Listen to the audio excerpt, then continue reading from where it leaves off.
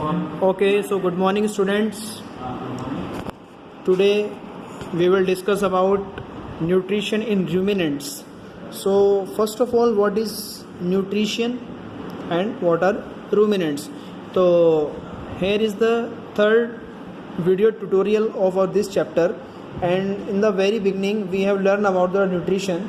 So basically what is nutrition? We know that the nutrition is basically the complete process for the intake and digestion of food, and nutrition consumes all those components of food which are required by our body for the betterment and development of our body.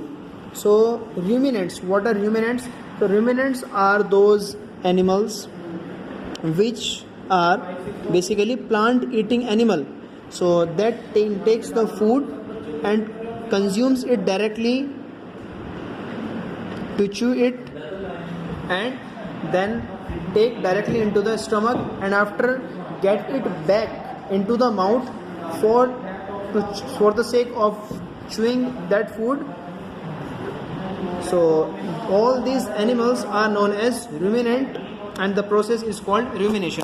So dear students, what are ruminants? Basically जितने भी जानवर हमारे पास हैं, जैसे हमारी गाय है, भैंस है, बकरी है, और तो ये वो ruminants इनको क्यों कहा जाता है? क्योंकि ये क्या करते हैं, खाना पहले खाते हैं, फिर उसको खाने को जल्दी जल्दी चबा करके सीधा कंज्यूम करते हैं, सीधा अपने ईसोफेगस से फूड पाइप की हेल्प से सीधा अपने स्टमक में जाते हैं, ले जाते हैं खाने को, और उस समय के बाद उसको जो है खाने को दोबारा से बाहर निकालते हैं. दैट मीन्स स्वेलोड फूड, जो खाना खा चुके हैं उसको बाहर निकाल लेते हैं अपने मुंह में, और वहाँ से फिर उसको चबाते हैं, जिसको बोलते हैं जुगाली करना. तो ये जो है जुगाली करते हैं जितने भी animals, all these are known as ruminant and the particular process is known as rumination.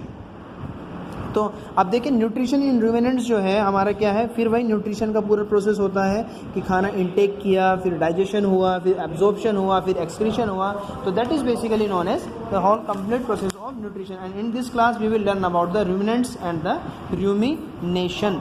तो बेटा रूमिनेशन की अगर हम बात करी जाए तो सबसे पहले होता है इंजेशन. और इंजेशन क्या होता है कि ये जो है हमारा जितने भी रूमिनेंट्स हैं, जितने भी हमारे गाय भैंस बकरी ये जो जानवर हैं, इसमें क्या है, ये खाना खाएंगे और खाना खाते खाते अपने टंग से उस पर सलाइवा जो होता है, जो लार जो होती है, विच helps in the digestion of food.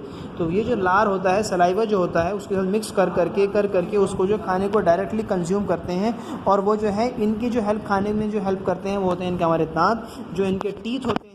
Teeth जो होते हैं हमारे, इनके जो है, जो हमारी गाय भैंस और बकरी जो होती हैं, इनमें जो टीथ इतने पावरफुल होते हैं कि वो जो है प्लांट को उखाड़ भी सकते हैं, स्टेम को उखाड़ भी सकते हैं और उसको आसानी से चबा भी सकते हैं, जैसे मैंने आपको पहले भी बताया था लास्ट क्लास में भी. तो जैसे इन केस ऑफ टाइगर. तो लाइकवाइज इनके जो हमारे जबड़े जो होते हैं उनके बहुत बड़े होते हैं. और इंजेक्शन में क्या होता है, इंजेक्शन जैसे intake of food by the help of tongue and, और जो है शार्प इंसीजर्स जो होते हैं हमारे, जो फ्रंट वाले जो टीथ होते हैं, और जो इनका जॉज जो होता है जिसको चबाने के लिए वो जो है काफ़ी बड़ा होता है. तो ये इंजेक्शन में क्या होता है, बेसिकली खाने को खाएगा और खाने को स्वेलो, उसको जो सलाइवा लगाने के बाद सीधा उसको थोड़ा सा च्यू करने के बाद, चबाने के बाद सीधा हमारा फूड पाइप की हेल्प से सीधा जाएगा हमारे स्टमक में. अभी उसके बाद प्रोसेस आता है हमारे पास डाइजेशन. डाइजेशन क्या होता है, डाइजेशन जो है हमारा, देखिए हमारा जो एनिमल्स हैं इनकी जो ईसोफेगस होती है, ईसोफेगस मीन्स फूड पाइप. तो ये जो फूड पाइप है इसकी लेंथ होती है 2 से 3 फीट की.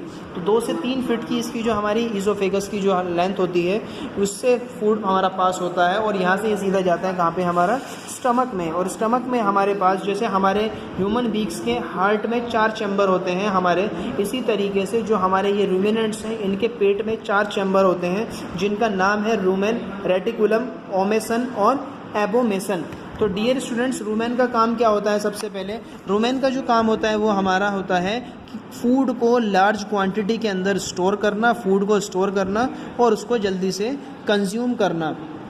और जो फूड जो है यहाँ पे पार्शियली, जो आधे से थोड़ा सा आधा या उससे ज़्यादा हल्का सा 50 to 60% जो खाना यहाँ पे डाइजेस्ट हो जाता है, जिसको हम बोलेंगे पार्शियली डाइजेस्टेड। तो जो पार्शियली डाइजेस्टेड फूड है उसको हम कहते हैं कर्ड, और कर्ड जो है हमारा वापस मुंह में जाता है, बैक टू द माउथ, और उसको दोबारा रीच्यूड करते हैं, फिर रीस्वेलोड करते हैं, और that particular process is known as cud chewing. तो बेटा ये जो हमारे पास जो होता है कर्ड च्यूइंग जो होता है हमारे पास, तो ये होता है हमारा रूमेन की हेल्प से। जो ये हमारा एक चैम्बर है हुज नेम इज़ रूमेन, तो रूमेन की हेल्प से हमारा फूड जो है आज पहले पार्शियली डाइजेस्टेड होगा, पार्शियली डाइजेस्ट होने के बाद वापस हमारा मुंह में जाएगा, फिर हमारा जो जानवर है ये उसको दोबारा से चबाते हैं, और चबाने के बाद दोबारा से उसको कंज्यूम करते हैं। फिर उसके बाद आता है हमारे पास रेटिकुलम, ओमेसन और एबोमेसन। तो देखिए रेटिकुलम का काम क्या होता है, बेसिकली जो हमारे पास रेटिकुलम है, रेटिकुलम जो हेल्प करता है हमारे ये जो खाना हमने स्वेलोड फूड किया है उसको वापस जो है इसको जो है वापस माउथ में जाने के लिए, माउथ में वापस पहुंचाने के लिए हमारा रेटिकुलम जो है हेल्प करता है। इस जो हमने जो पहले स्टेप में खाना खाया था पार्शियली डाइजेस्टेड फूड को वापस जाने में जो चैम्बर हेल्प करता है उसको बोलते हैं रेटिकुलम। उसके बाद आता है ओमेसन। ओमेसन जो है जितना भी एक्सेस वाटर होता है हमारे खाने के अंदर, हमारे रूमिनेंट्स के खाने के अंदर, फूड के अंदर जितना भी पानी है उसको एब्जॉर्ब कौन करता है, हमारा ओमेसन। और एबोमेसन का काम क्या होता है, एबोमेसन जो है जैसे हमने अपने ह्यूमन बींग्स के डाइजेशन में पढ़ा था कि हमारे जो पैनक्रियाज है, हमारा जो लीवर है वो डाइजेस्टिव जूसेस को सीक्रेट करता है, इसी तरीके से एबोमेसन जो है हमारा डाइजेस्टिव जूसेस को सीक्रेट करता है, जिसकी हेल्प से हमारा फूड जो है फाइनली डाइजेशन के प्रोसेस को कंप्लीट करता है, डाइजेशन की तरफ की ओर आगे बढ़ता है और हमारे फूड को फाइनली डाइजेस्ट करता है। इसके बाद आता है हमारे पास प्रोसेस एब्जॉर्प्शन। तो एब्जॉर्प्शन क्या है हमारा, क्योंकि हमारा जो स्टमक है वो 4 चैम्बर्ड वाला स्टमक है, तो बट द मेन ऑब्जर्वेटिव ऑर्गन्स जो हैं हमारे वो होते हैं इंटेस्टाइन्स। जो जितनी भी हमारी इंटेस्टाइन्स हैं वो हमारी क्या हैं, वो जो है हमारी एब्जॉर्प्टिव ऑर्गन्स हैं हमारे रूमिनेंट्स के।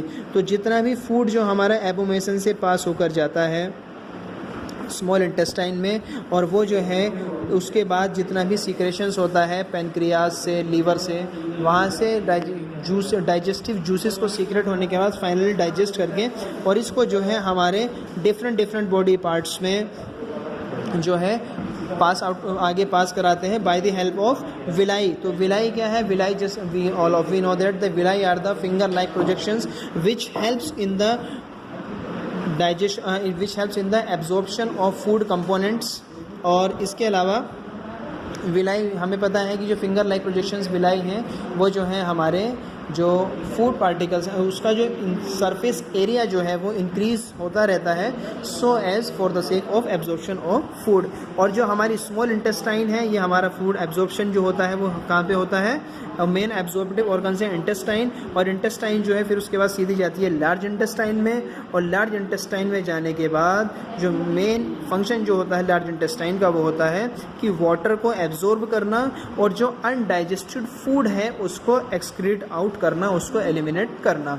तो डियर स्टूडेंट्स ये है हमारा प्रोसेस हमारे जो रूमिनेंट्स हैं उनमें डाइजेशन, उनमें न्यूट्रिशन का।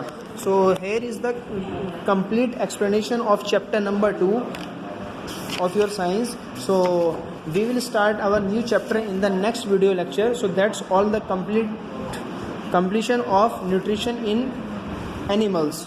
So we will start our new chapter in the next class. So till then, thank you.